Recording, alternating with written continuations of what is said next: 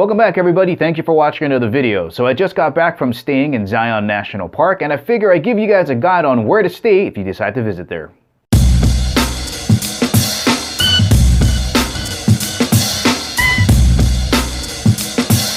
I would divide your options into three categories. Option number one is staying in the Zion Lodge. The Zion Lodge is located on the bottom of the canyon floor, and it is absolutely breathtaking. You can get cabins, you can get individual suites. The best thing about staying there is you don't have to worry about parking.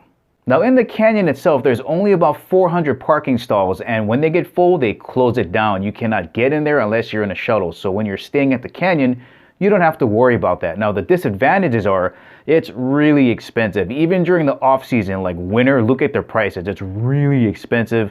The cell phone coverage is really horrible there, and the Wi-Fi is not that good either. So if you have kids that are gonna be on their mobile devices, maybe don't stay down there.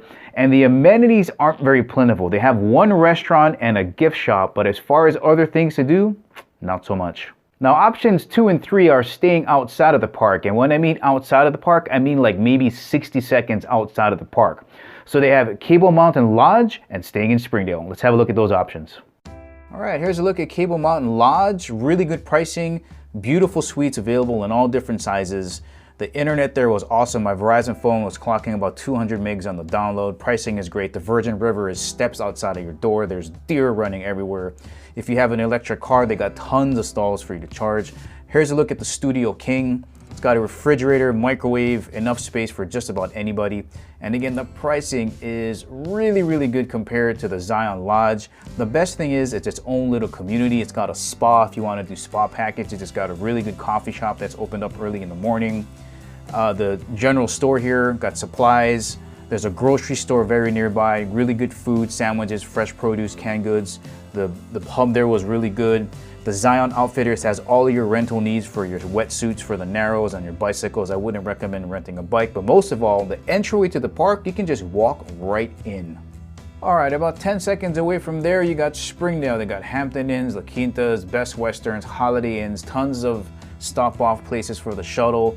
They got a general store in there. They got souvenirs, they got frozen goods, camp supplies, and then they actually legitimately have a supermarket there that serves a community, tons of places to eat, and so many craft stores. If crafts are your thing, Springdale's where you want to be.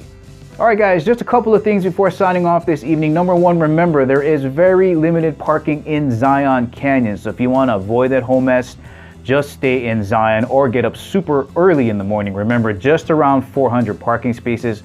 Shuttle passes are about $1 and they do sell out. Number two, if you're going to be parking in Springdale but not staying at a hotel, parking is about $15 per day, I think is what I saw.